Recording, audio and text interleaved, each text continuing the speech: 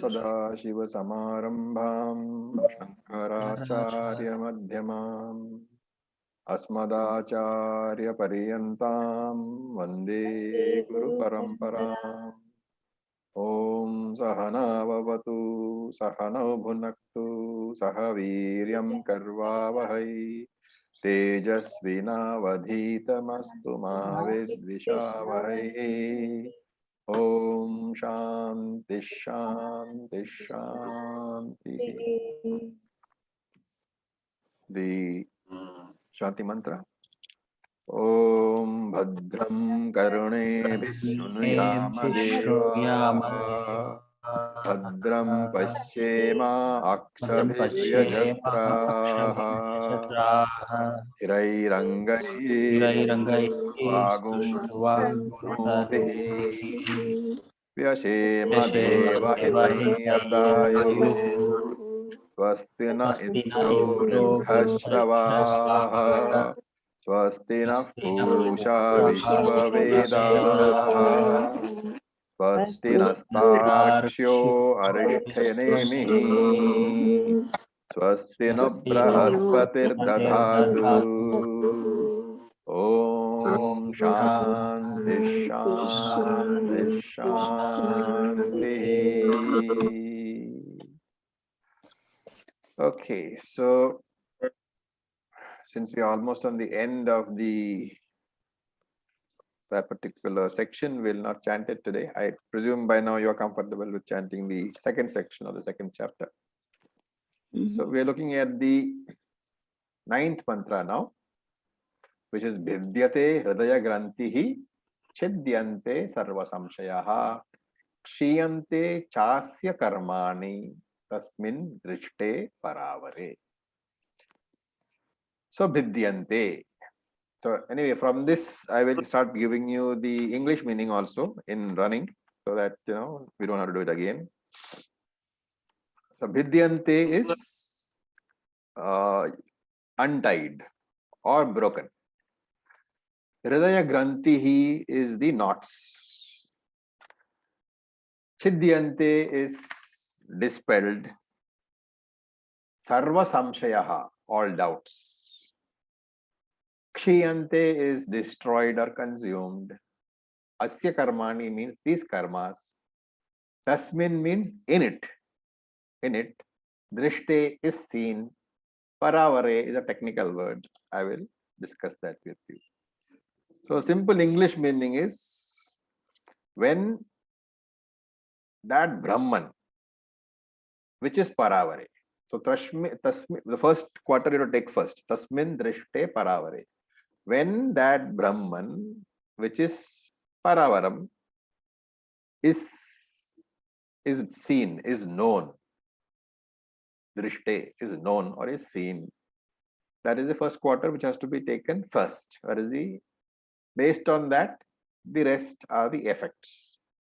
Bhidyante Hridaya Grantihi. The knots of the heart are destroyed.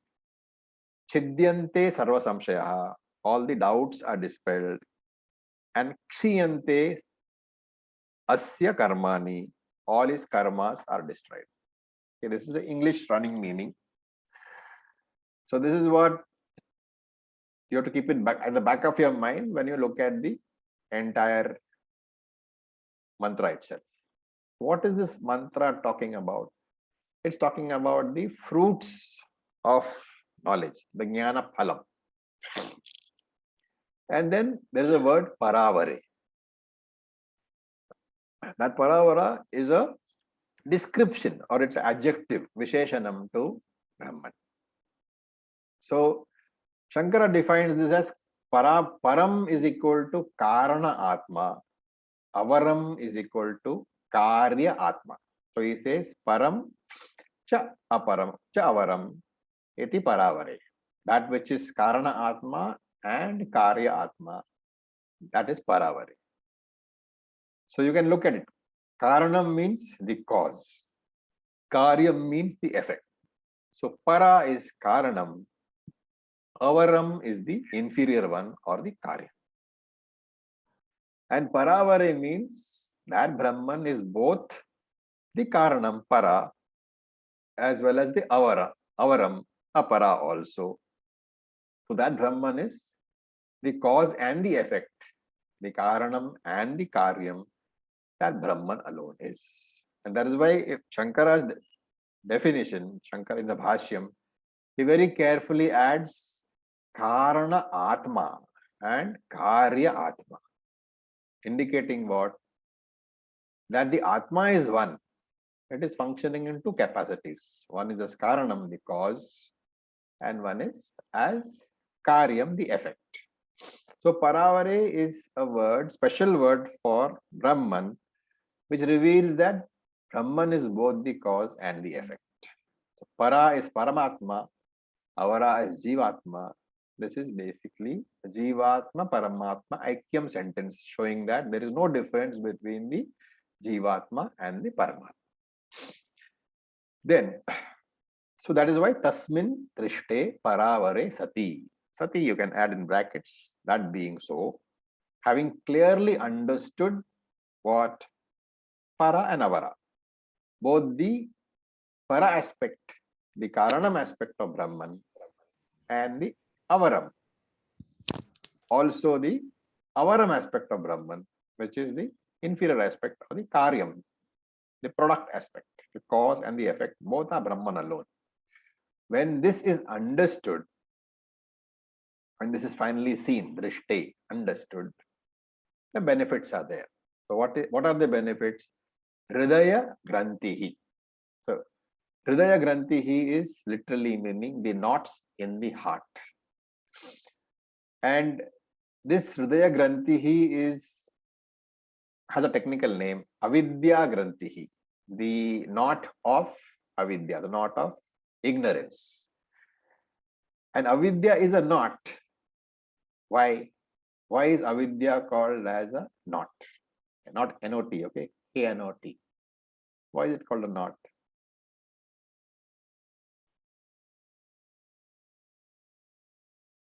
I will wait for one of you guys to answer. Why is Avidya called a knot?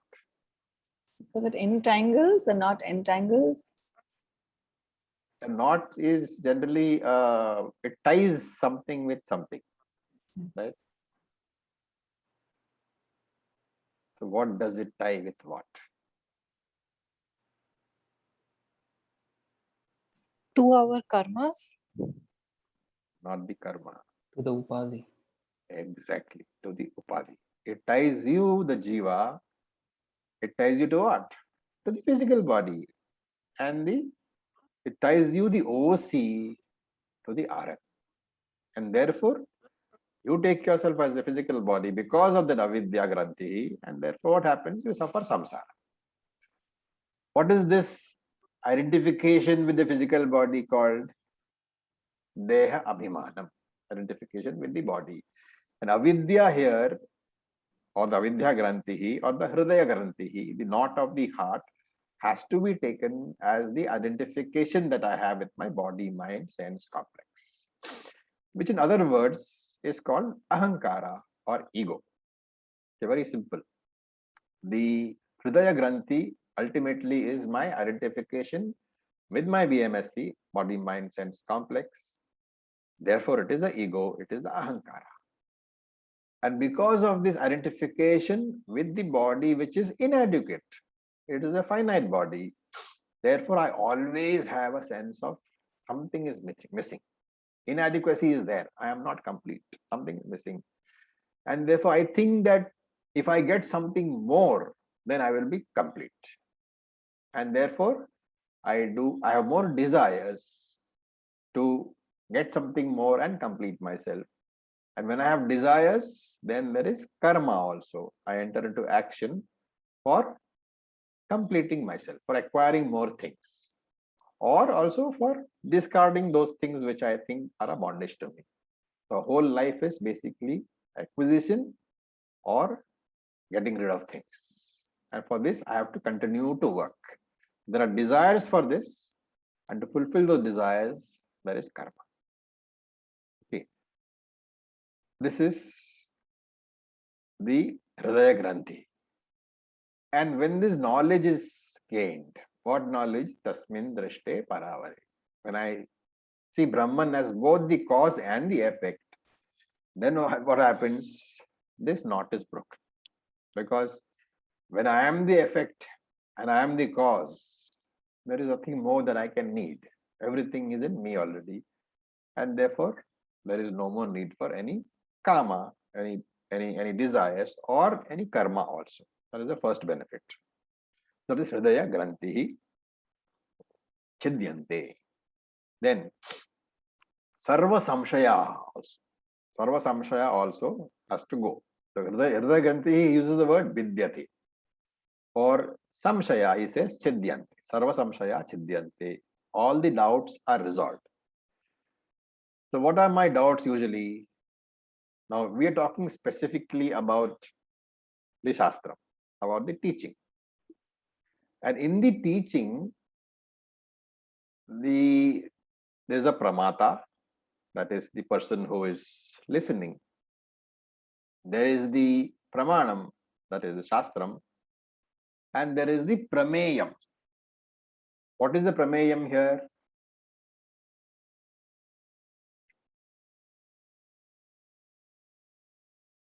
In Shastra Pramanam, what is the prameyam? Brahman. Brahman. Okay. So there can be doubts about all these factors. Therefore, the first doubt is called, again, technical word, but you should know these words because you will be using them in later Upanishads also. So, Pramana Gata Samshaya. Pramana Gata Samshaya, also called Pramana Asambhavan. Pramana Asambhavam. The probability of Pramanam being wrong. So Pramana Gata Samshaya means doubts about the Pramanam. Pramana Asambhavam means the possibility of the Pramanam being wrong. Both meaning the same thing. So what are they? The Pramanam, of course, is Shastra. So what are the questions which can arise? First of all, because I have been used to depending upon my indriyas, my 5 sense organs, which have served as the pramanam for me throughout my life. The first question is, do I really require a separate pramanam for knowledge about the Atman? This is the first question, because the first thing that the Vedanta teacher tells you is that Shastram is pramanam for Atman. There is no other way that Atman can be known. So that is my first doubt. Why do I need a separate pramanam called Shastra for knowing about the Atman? The reason by now we all know, because Brahman is Indriya Agocharam.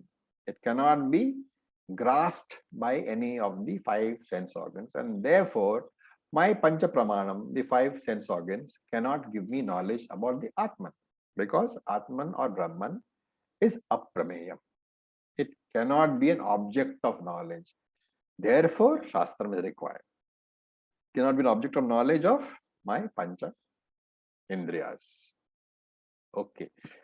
Now, supposing I accept, okay, my Pancha Indriyas, my 5 Indriyas are not capable of giving me knowledge about Atman.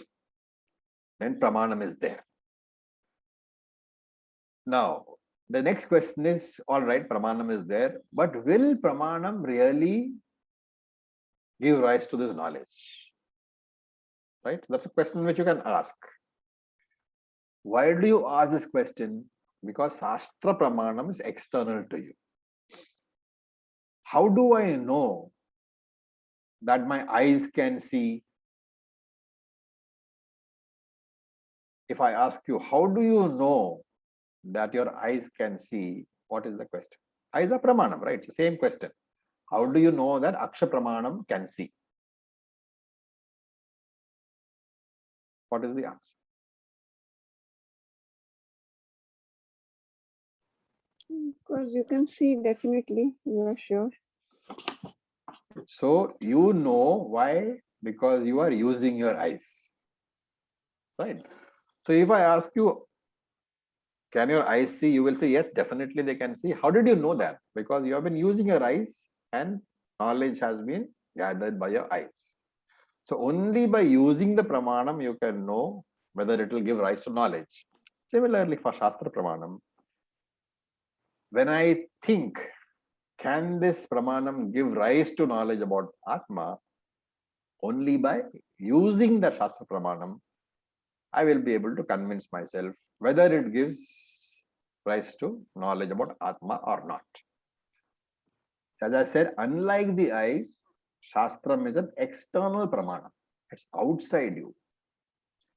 You do not need to have Shraddha in your eyes because it is internal to you. But because Shastra is external, Shraddha in that pramanam, faith in that pramanam, faith in the scripture is required for you to be able to operate the scripture, for you to be able to benefit from the scripture. Okay. So this is again part of pramana asambhavana. Can pramanam really give me knowledge about the Atma? So we said two things. One is, the first question was, do I require a separate pramanam? Second question was, assuming that I require, how am I sure that this Shastra pramanam will give me knowledge? You can be sure only if you use it. Then there is a third question about this part itself. What exactly does Shastram say? What exactly is the tatparyam, the essential teaching of the Shastra? And this itself is a matter of great debate, right? Because people say Atman is part of Brahman, people say Atman is Brahman, people say world is real, world is unreal. There are hundreds of questions which about the actual tatparyam of the Shastra. What is the real tatparyam of the Shastra? All this is answered by a systematic study. And therefore, in understanding Shastram, the grammar and the logic, reasoning becomes extremely important. Because as we have said many times before, Shastram cannot, and I repeat, cannot say anything that goes against your pratyaksha pramana. Shastram cannot give you any information that is contradicted by your five sense organs or contradicted by yukti, logic. So if Shastram contradicts something which your eyes or ears or nose or skin are telling you, or if any Shastram statement contradicts logic, there are only two ways of handling that situation. One is to dismiss that Shastram statement, or one is to say that I have not understood properly, so I have to find out and reconcile. So Shankara says this very clearly somewhere, saying that even if 100 Shruti statements tell you that fire is cold to touch, do not believe it. Okay. Therefore, the first rule is that Shruti can never contradict Pramanam. Shruti can, other Pramanam, that is your five sense organs. And second rule is Shruti can never contradict logic. Therefore, Pratyaksha and Yukti should not be contradicted by any Shruti statement. And if there is an apparent Shruti statement which contradicts, then I said that you have only two options. One is to dismiss the statement, and one is to say that I have to understand it properly. And because we accept Pramanam as coming from the as Shruti as coming from the Lord, we cannot dismiss the statement, right? Shruti statement can never be dismissed. So if at all it is contradicting either pratyaksham or logic, there is only one way that you can proceed, and that is to look for the apparent contradiction and reconcile it. That Shraddha should be there, that Shruti can never be wrong. This is called Shraddha in Shastra Pramanam, and therefore you look for reconciliation of the two statements. So this is as far as the Pramana Asambhavana or Pramana Gata Samshaya, the doubt about the Pramanam itself. Now supposing I have resolved all these in my mind. What have I resolved? I accept that Shruti or Shastram is necessary for giving me knowledge about Brahman. Number two, I accept that Shastram will give rise to knowledge about Brahman. And number three, I correctly understand what Shastram says. What is that? Shastram says that you are Brahman or you are Atman. Shastram says Atman and Brahman are the same. There is no difference at all. Having said that, now I have faith that this is what Shastram says. But is the problem over? Because Shruti says I am Brahman. And I have faith in the Shastram, in the Shruti. Therefore, I do not doubt the statement. Okay, so the pramanam asambhavana, the possibility of the pramanam being wrong in my mind has been removed. In my mind, I am convinced that in my intellect, I am convinced that pramanam can never be wrong. But that same pramanam is saying that, hey man, you are Brahman, right? I don't doubt that statement. But how do I don't believe that I am Brahman. This is not an intellectual conclusion. Okay, this is a feeling. How can I, this finite entity who had a birth, who's troubled throughout his life by various problems, by the world, and whose body will end one day, how can I believe that I am Brahman?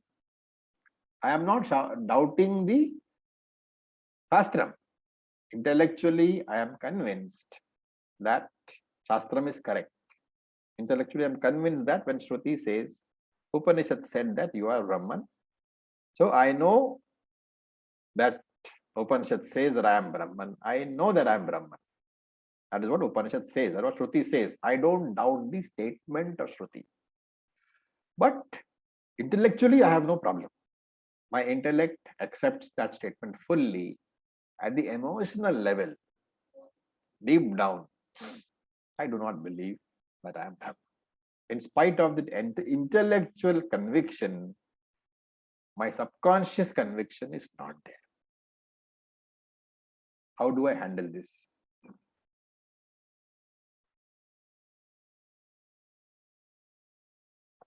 This is called Prameya Asambhavana.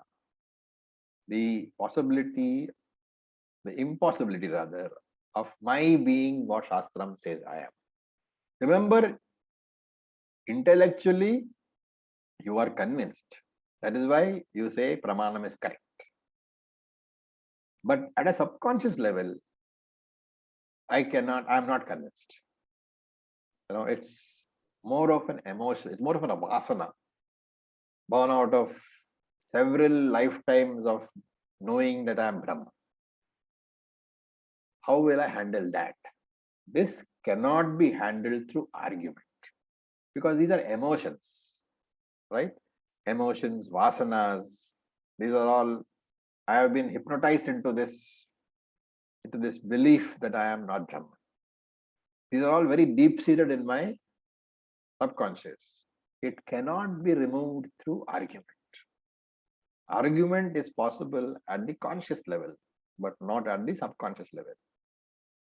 And therefore, discussions, Shravanam, Mananam end over here. Shravanam and Mananam cannot address this emotional problem. Right? Remember that Shankara only explains Shastra. He does not have a vision of his own. Right? He does not have a philosophy of his own. And the vision of the Shastram is what? That you are Brahman. And my internal feeling is what? Emotional doubt or the emotional conviction is what? That I am not Brahman. What remains to be done? All that remains to be done is, the arguments are over here. Shravanam and Mananam are not necessary. Since it is an emotional conviction born of lifetimes of pondering upon a certain viewpoint that I am not Brahman, all you can do is to keep reminding yourself about the Shastric statement saying that you are Brahman, and keep looking into the Shastra mirror until all the doubts go away. What is that process called? Nididhyasana. That process is Nididhyasana. This is the difference between Shravanam, Mananam, and Nididhyasana.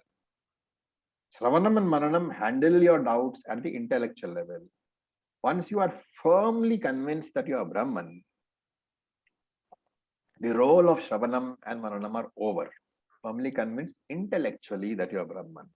But the benefits will not flow to you unless the emotional obstructions are removed.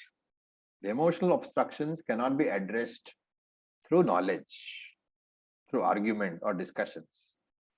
They have to address, it's like the lime in the pickle sauce. You have to keep that lime piece in the pickle sauce until it is completely saturated with the sauce.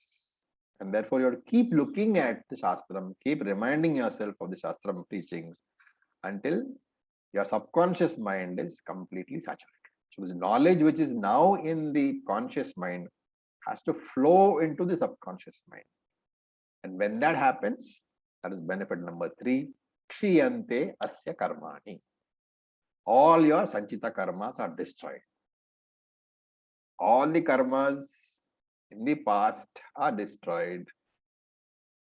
Just a question over here. This sanchita karma here, how is it when you say Shiyante sarva karmani or asya karmani? All the karmas are destroyed, which are sanchita karmas. What is the definition of this sanchita karma? Tattva Bodha has to be remembered. What is the definition of a jnana, of a person who has become a jnani? In this case, sanchita karmas have been destroyed. What is the definition of that sanchita karma?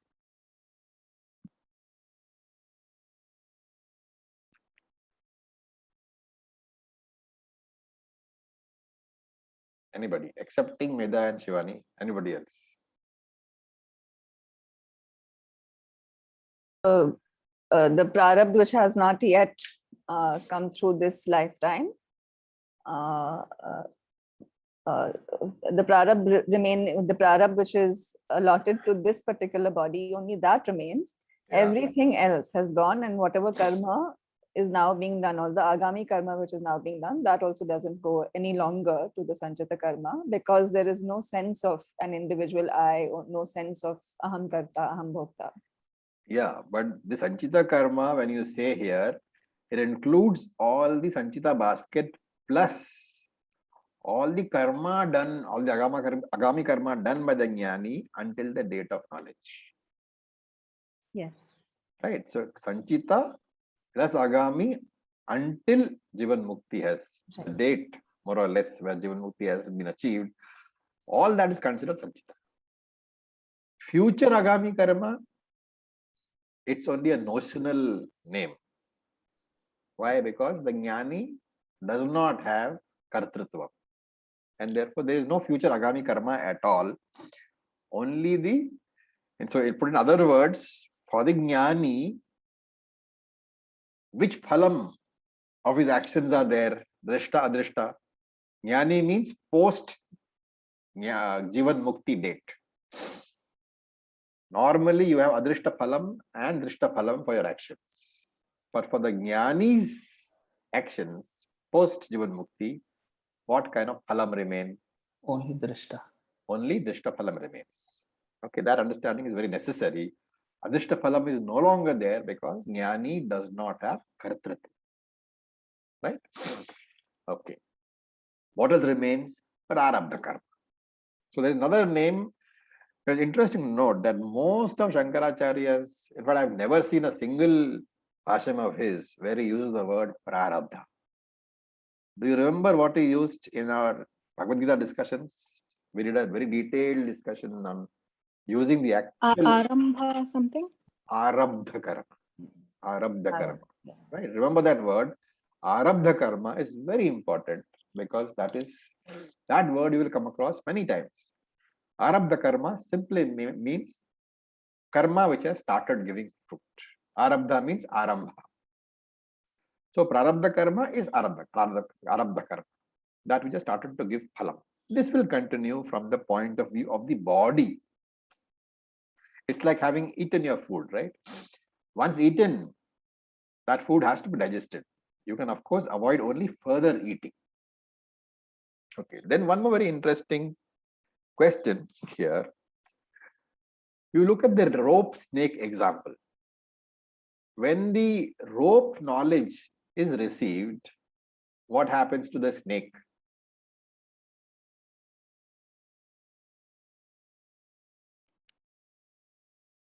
It ceases to exist. It ceases to exist.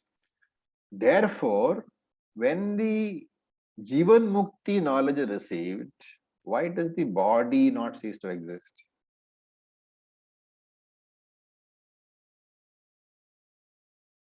Both are adhyasa. The snake was adhyasa, the body is adhyasa. What is the difference?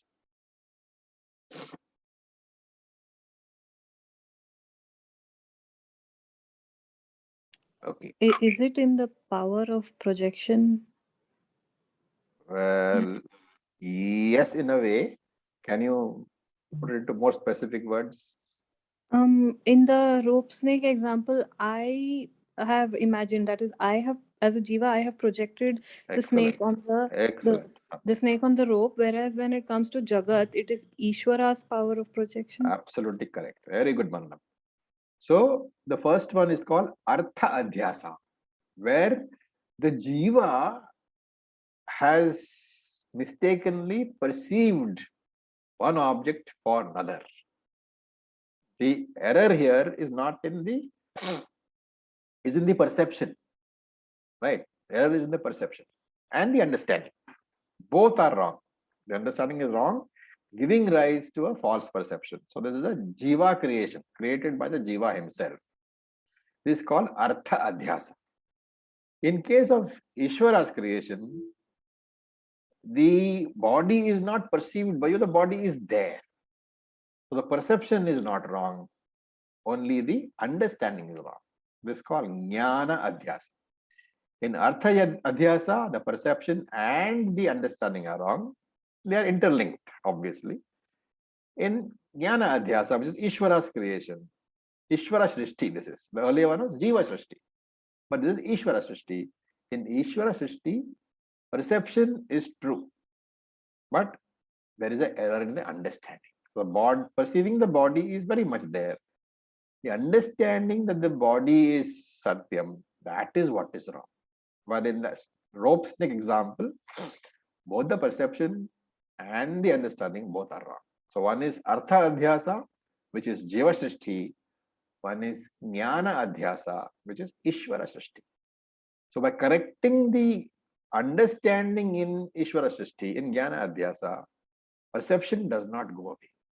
Only the understanding changes. Thus, from the standpoint of view of the body, the prarabdha continues. But from the standpoint of view of the jnani, there is no prarabdha. He will say that this body has got prarabdha, but I do not have any prarabdha. His identification with the body has ceased. Okay, any questions? Very, very important sloka. A lot of concepts are being introduced now. That's why we do Mundaka first, because all these concepts come in which we expand upon in future Upanishads. Yes, sir. No, go ahead, Tanmay. It's Terry, okay. could you explain this Artha Adhyasa and Jnana Adhyasa once again, but using more, worldly examples of things around us rather than the rope and the snake, which aren't really there?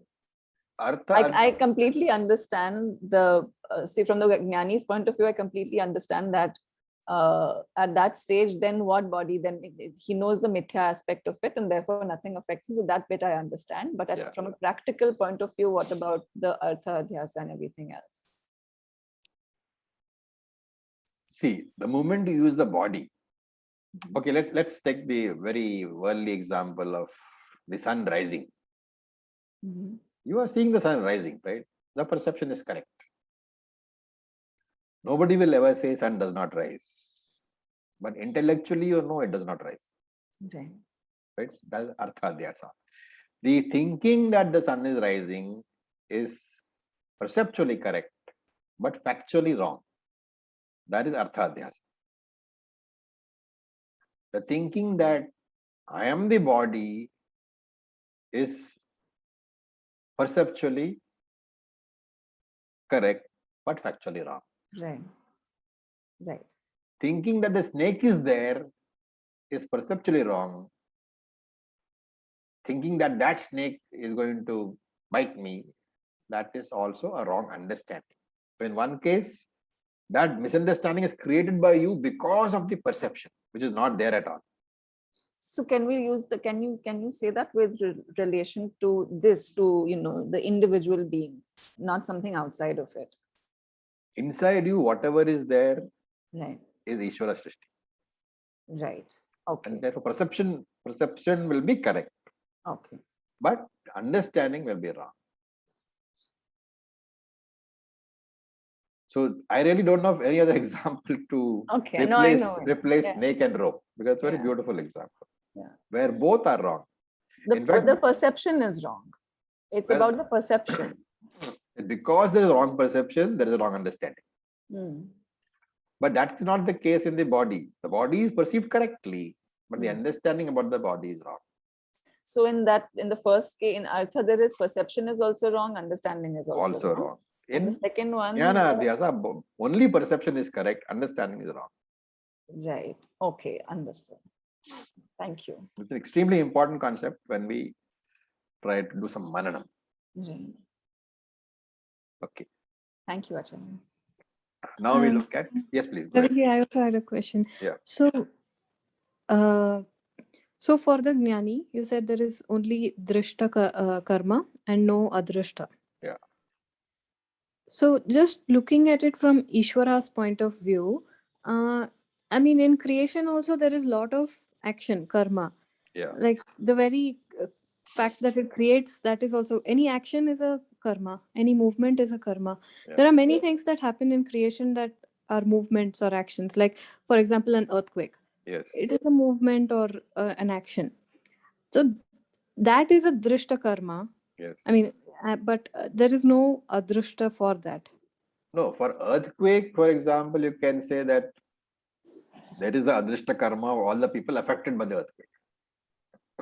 Prarabdha. Or if no one's affected, like that could also happen. If nobody is affected, then there is no prarabdha there, no adrishta prarabdha. So then it's just pure, action, like the river flowing. Yeah. It is the nature for the river to flow. There is no adrishta necessary, but drishta karma is very much there. Perceptual movement of the river is very much there. That way. It just seems a bit unfair that there is all this karma in the world, but only we get the phalam because of kartritsvam. See, ultimately, if you look at all the inanimate things, all the not lifeless things, I won't say inanimate. For example, mountains, there, rains come, sunlight comes, moon comes. All these are. We can say that there seems to be no adrishta karma, but ultimately remember that the whole universe is created for the exhaustion of the karma of all the pranis together. So the creation of the universe itself has to be attributed to prarabdha karma only. From that In a way, point it of is view, like setting the stage for. it's setting the stage. Later on, what happens is a different matter. So when we say that the jnani has only drishta phalam, it is as good as saying what Ishvara does. He also has only drishta karma. Drishta karma. There are actions, but there is no. Because he has no intention. See, to think that the Lord does something, that is not correct. In Gita, he says, right, I don't take your bad actions or your good actions. There is a law of karma. Everything that happens in accordance with that law. It is not that Ishvara wills it to happen. Therefore, our understanding that God punishes us, that is wrong. Nobody punishes you for your actions. Your actions themselves cause the problem. That is why we said earlier that Punyam and Papam are defined as, the possibilities of creating pleasure and pain. When you look at the whole universe as very, run by laws, then the Lord ceases to have too much of terror to you. It's more of a, assembly line operation. You do this, you get that. Only the One dharma going on. Only dharma is going on. Yeah. Only the law of karma is on operation. That is why you find babies dying and criminals living up to 95. All these things happen because we don't know the entire structure of the karma. What keeps the earth where it is, keeps the sun where it is. Exactly. Why the sun doesn't go away? Why you don't Yeah. turn around at 25 times the speed and fly off the earth? Everything is because of that karmic problem. Sir, Actually, one this question. is based on a question that Uday had asked you, and we had also discussed it. He had asked like the body of a person after his death. Sometimes it is burnt, sometimes they get proper ritual, sometimes not. We cannot say it is his own prarabdha which dictates, because Sukshma Shariram has left. It's a dead Yes. body, it doesn't Yes. have. Yes. But still, so many things are happening in the world, actions and all that. What decides? That was the thing. See, I understand it's a if, law of karma, this question comes out of viewing the body as a jiva. The body is just panchabhuta. Ultimately, whether the body is chucked into water or goes into the ground or is burnt, there is no real. this was my point actually, that Yeah. even if I kick a stone, Yeah. or not me, okay, another stone hits another stone in an avalanche or something. Yeah.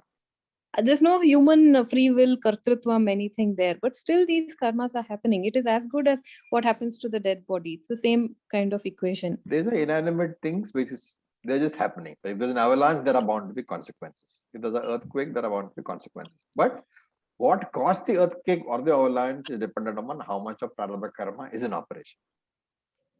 There is no randomness in this universe.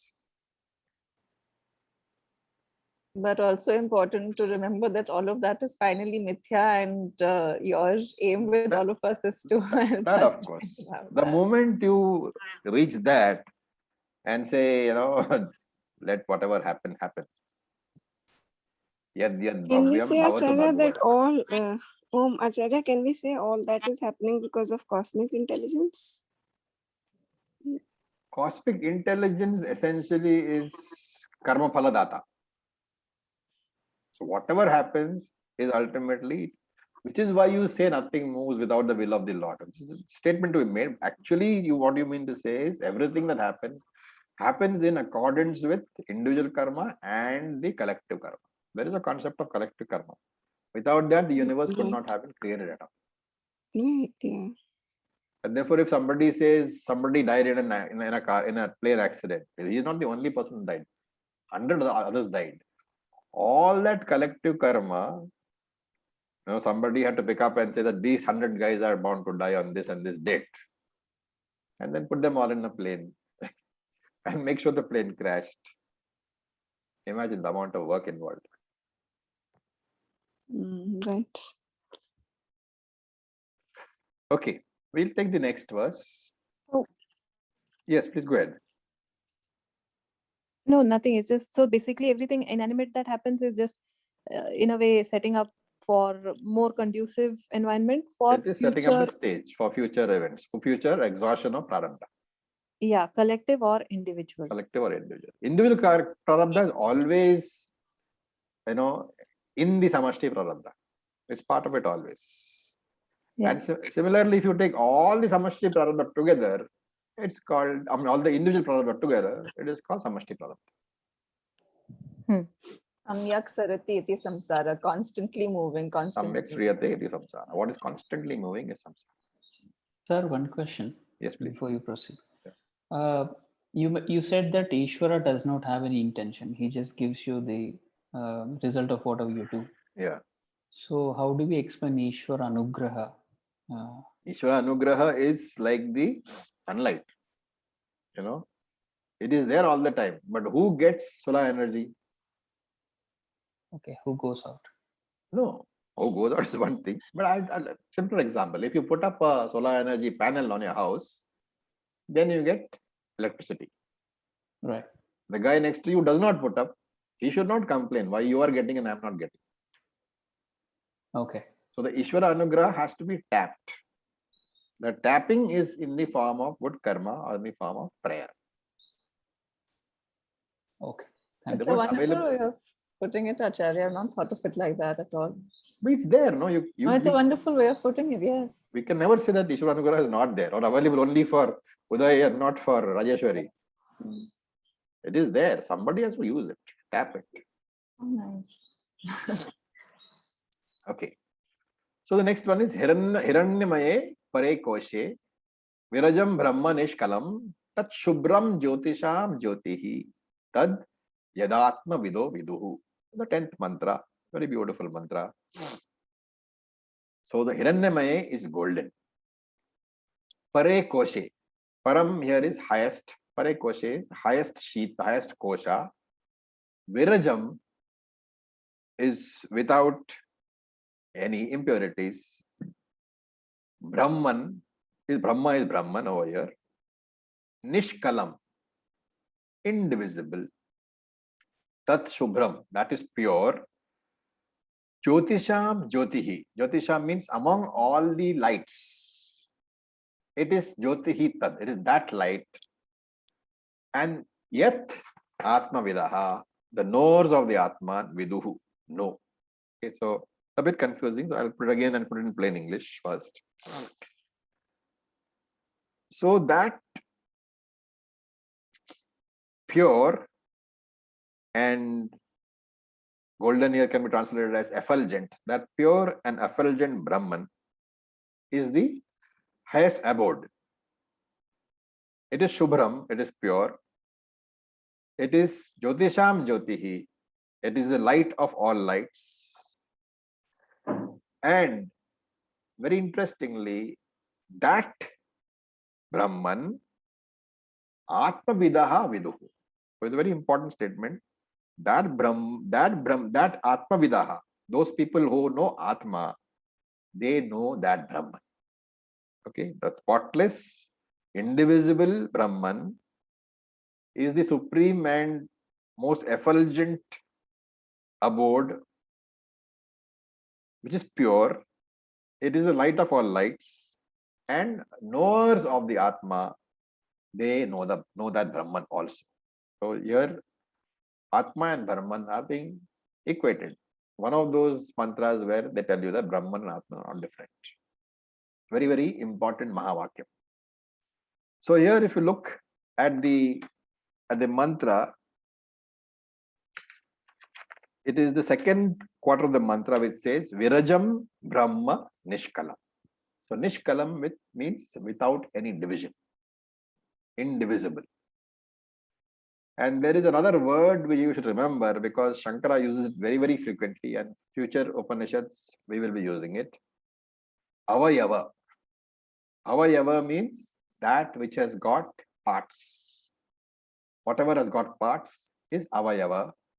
Nir-avayava is that which has got no parts. So here Nishkalam is equal to Nir-avayava, that which has got no parts. Why is this important? Whatever has got parts is a product. Whatever is a product is anityam, is temporary, is not permanent. That's why it's important. Whenever something has got parts, it is avayava. Whatever is avayava is anityam. You must remember that. And therefore Shankara says yasmat tat nishkalam.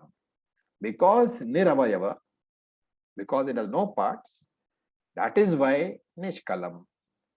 It cannot be divided. It is one solid piece. Okay, that is one definition. Some of the words here need to be defined, so I am using the definition. So in this quarter itself, for the mantra, second quarter, there is a word Virajam. Virajam, if you want to really understand, you have to break it up. V stands for Vina, Raja stands for Rajas, and Jam stands for born. So without that which is born from Rajas. Virajam means without that which is born from Rajas. Which is what? Which is the various impurities. And Shankara defines it as avidyadi doshaha. Those defects born from avidya. And like what? Raja. So mala is there. Mala means impurities. So Raja is Rajas born impurities are called Rajam. And Virajam means without that. So any impurity born out of ignorance is covered here. And Shankara says Virajam. This Atma is without that. And to these impurities we can say things like Kartritvam, the doership, Bhoktritvam, the enjoyership. All these things are not there in the Atma or in Brahman. And therefore only Shubhram. Shubhram, ever pure. Incapable of being dirtied, incapable of being polluted.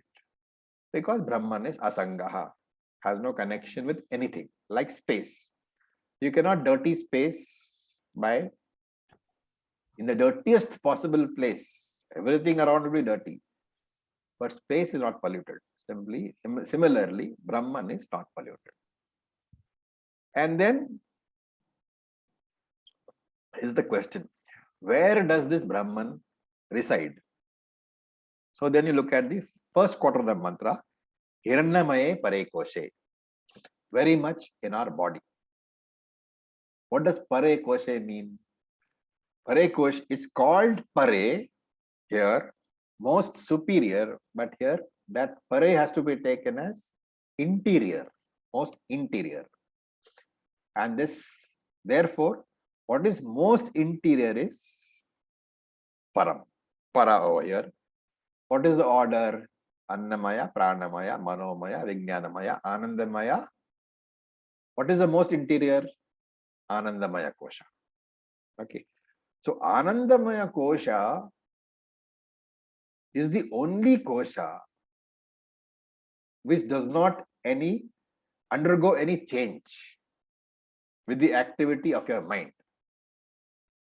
And the vritti obtaining in that Anandamaya Kosha is called what? We discussed this in your Mananam questions very recently only. Shanta Vritti. Shanta Vritti or Sattvika Vritti. Anandamaya Kosha has got a Vritti. When you are supposed to be resting in your Anandamaya Kosha, you are in Sushupti Avastha, and the Vritti is very much there, and it's called a Shanta Vritti or a Sattvika Vritti. Right? We use the word Shanta Vritti to talk about Priya, Moda, and Pramoda. It is also okay to say that. But really speaking, Shanta Vritti is the most subtle Sukshma Vritti which is present in the Anandamaya Kosha. And therefore, this Ananda nature of the Anandamaya Kosha is often used to point out the nature of Atman. We have to very carefully remember that Anandamaya Kosha is Anatma. It is not Atman. But being closest to Atman, hence Pare Koshe, it is used as an indicator pran. Why is it called Kosha? Because it's a sheath. It is as if Atma is found inside this Kosha. It is the innermost Kosha. And he gives more adjectives. Hiranyamaye. Hiranyamaye means golden or very bright. So to say that it is capable of reflecting the consciousness. And what is the reflected consciousness called? Again, part of your Mananam questions. That consciousness reflected in the body-mind complex, here in the case of Anandamaya Kosha, it has got a very particular name. We did this week only in the Mananam questions. Ananda Abhasa. Ananda Abhasa is okay, but there was a name for it.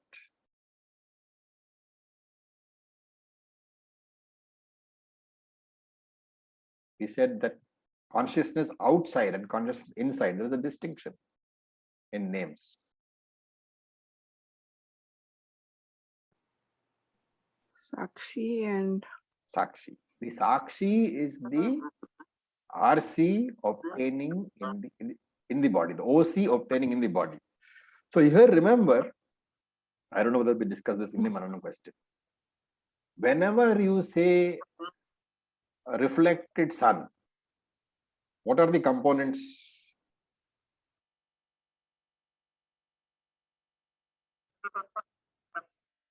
In reflected sun, what are the components? There's something that is reflecting it.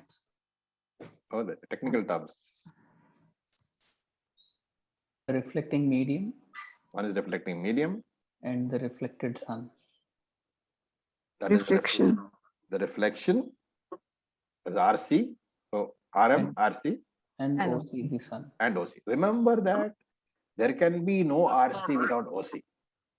Okay, this is a very important thing to remember, because very often when we say RC, we forget about the OC. And therefore, when I say Hridaya Granthi or in my heart there is Atma, remember that the Atma outside is Brahman or Atma. That same Atma inside my body is given the name of Sakshi Chaitanyam, because as a resident of the body, it enlivens the mind, and the mind is able to witness, and therefore the Sakshi Chaitanya. So there is the RC, which is Ahankara, and there is the OC component in the body also, right? The mind is the RM. The reflected consciousness, the RC, is the Jivatma or the Ahankara, and the OC has the name Sakshi Chaitanya. Okay, this has to be understood properly. You should not take it as located in the mind, but you take it as available there, recognizable there in the form of Sakshi Chaitanya. So whenever we say Sakshi, you are specifically saying that OC which is available in my mind as the RC. Does it make sense? There is a Well, distinction. that's what the RC is, right? Yes, but the OC part, if you want to refer to, Right. knocking off the RC part, because RC part is inextricably entangled with what? The RM. The RM. But if you want to talk about the OC there, which is also a component there, Right. then you have to say Sakshi Chaitanya. That Sakshi Chaitanya is the witness consciousness, Referring to the OC. referring to the OC, but because of which RC is able to function. Because we know that RC is there. Yes. So Right. because of that, you are able to, because of the RC and the OC already there, therefore you are able to move from the RC to the OC. Otherwise, you would never know that you're the OC. It is the RC which recognizes that you are the OC, because OC is there. If only RC was there, then of course RC would not be able to say that I am the OC. Okay, one of the most subtle points we have to understand. All right. Then Jyotisham Jyotihi. Among all the lights, it is the light in the presence of which everything around is revealed. Which means what? In the absence of this light, things are not known or revealed. The sun reveals all things. And while revealing everything, remember the sun reveals itself. The sun is a revealer of not only other objects, but of itself also. That is the example used. Therefore, the Jyoti reveals itself and also reveals that which is around. So this Jyoti here is Brahman or Atman. And according to this definition, sun, moon, stars are all Jyotihi. So heavenly, celestial lights, heavenly lights. They are all Jyotihi also. But you can know all those lights when? when you have the sense organs. And therefore, in the presence of the eye, the external lights are all known. And therefore, Vedanta says, going by this analogy, your eye itself can be called Jyotihi, because it is only in the presence of the eye that other things are known. And then Shastra extends this and points out that other sense organs are also Jyoti. In the presence of the ear, sounds are known. Therefore, all the Pancha Indriyani can be called Jyotihi. To extend that further, these Pancha Indriyani function only when the mind is functioning properly. Therefore, from the point of view of the objects of the world, your Indriyani can be called Jyoti.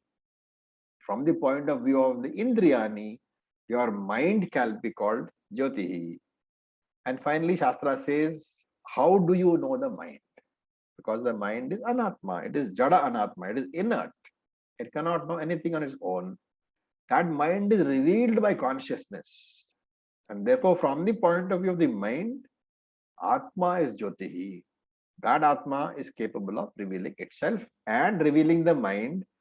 And the mind in turn, blessed by the Atma, reveals everything else.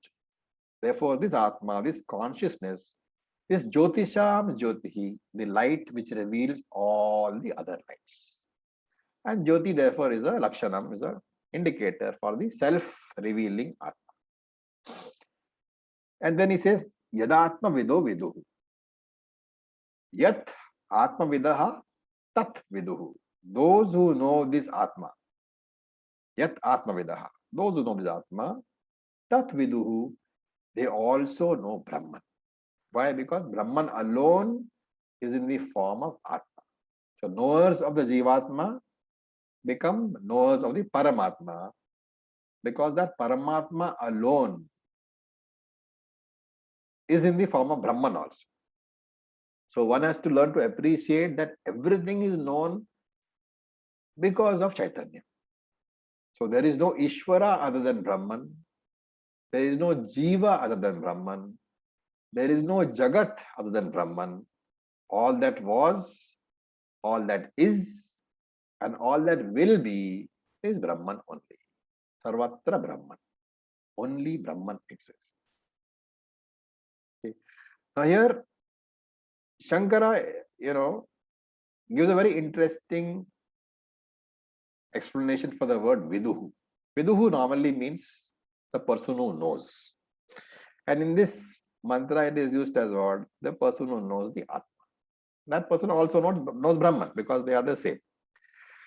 But Shankara here says, Viduhu has to be taken as Atma Pratyaya Anusarinaha. A person who, Anusarina, a follower of. Anusarina is a follower of. Atma Pratyaya is Aham thought, the I thought, the Aham Vritti. So Shankara says the Viduhu is a person who is a consistent follower of the I thought. To understand this, any thought has two components. What are they? Long ago we did. Idam vritti and aham vritti. Idam vritti, aham vritti. Okay, so idam vritti basically is the object thought. Idam represents the object, any object. For example, if I take the glass, that this cognition of the glass, the thought of the glass has two thoughts. One is the object, the glass thought, and one is the I thought. The I thought is necessary to recognize the glass thought. So there are two thoughts always in any object vritti. Now think of it this way. In the aham vritti, Atma Pratyaya, what Shankara says, the I thought, there are two things. What are they? But not the same as the idam vritti.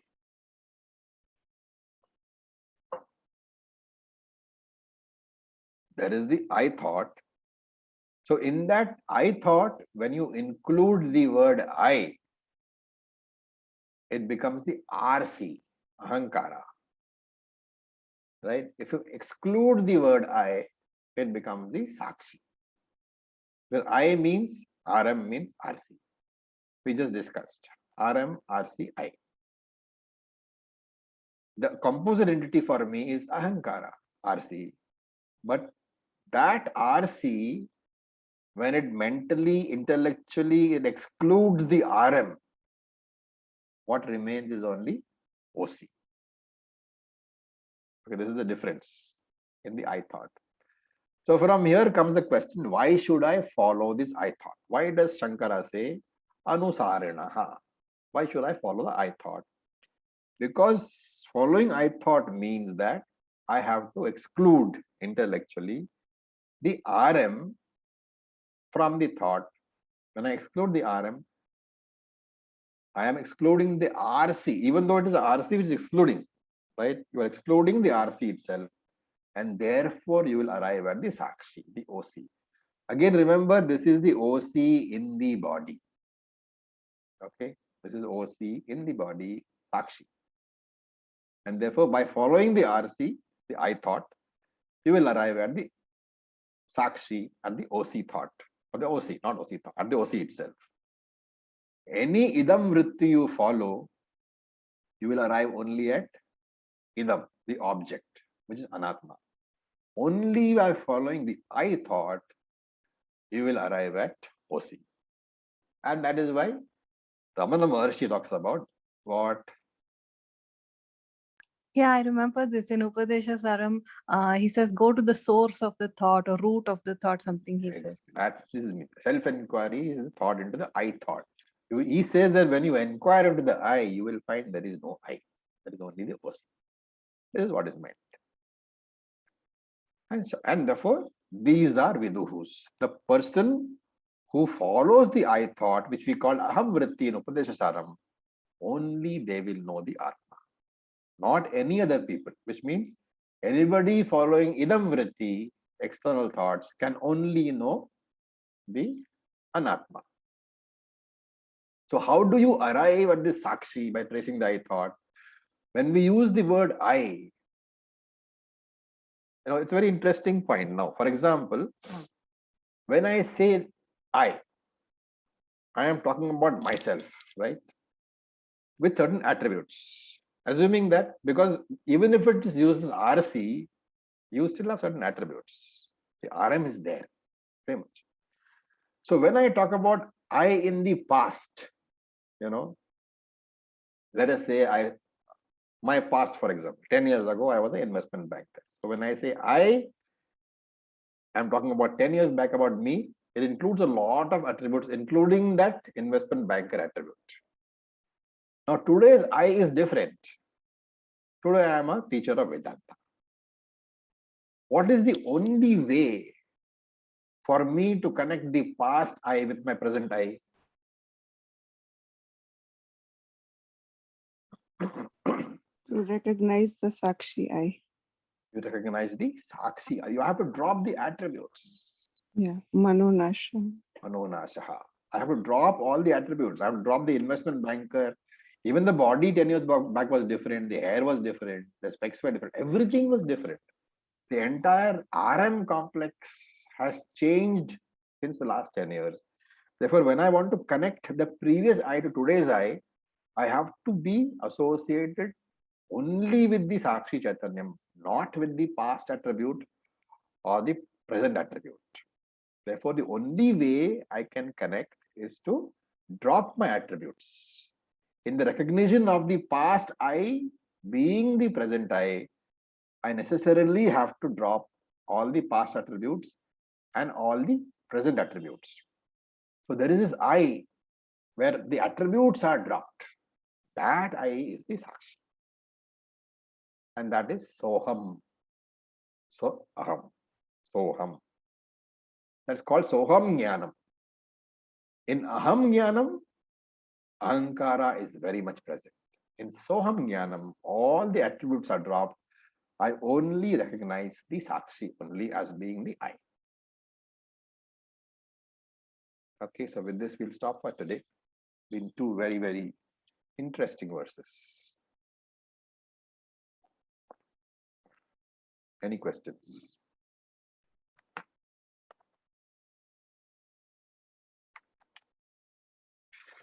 Okay, we have 15 minutes. Now, I know you guys said you want a separate class, but my take is that if you have a separate class, you're going to break the flow. So if it is okay with you, I would rather continue with this 15-minute every day. We'll soon catch up, right? Additional class. Sorry, You could do an additional class. everybody won't be available. That's the only thing. I Okay. don't mind doing. Actually, I thought it will be an additional class. Shall we do additional class? But then it won't be very long because we only have to catch up to up to last class. From this class, I am giving you the word meanings.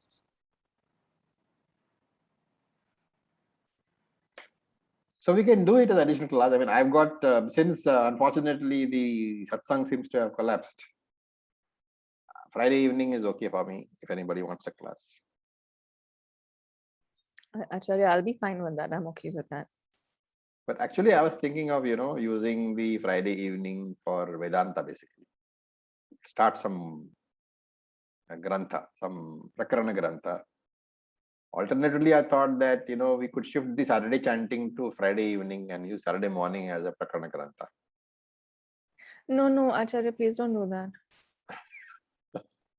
Saturday morning, don't do anything. Friday evening, do. Saturday morning, you've got another session Yeah. somewhere. Yeah. Okay. So Okay. we can initially start with this class, and then as we finish, we can go to the Prakaran Grantha, if it is okay. Yeah, even I would. We'll catch up very soon, so it will be over in few days. Who is Natraji may not be available in the evenings, I think. Natraji? It's Friday. Yeah, evenings I won't be. It's a Friday evening, but of course. Friday evening. Well, actually, that would be the best evening. If anything, that would be the best evening because it's a free day, so I can ask somebody else to do the satsang. Yeah. All right, then we'll do that. I'll set out a schedule for Friday evenings. We start with this, and then once we finish this, we'll go on to the Prakarana Granthas. Yes. Okay, so we'll stop with that. Thank you so much. Any questions? Otherwise, we can stop. All right. Om Purnamadav Purnamidam Purnat Purnamudachyate Purnasya Purnamadaya Purnam Eva Vasishyate. Om Shanti Shanti Shanti. Om Tat Sat. Om Namah Shivaya. Thank you for your patience. Thank you. Thank you, sir.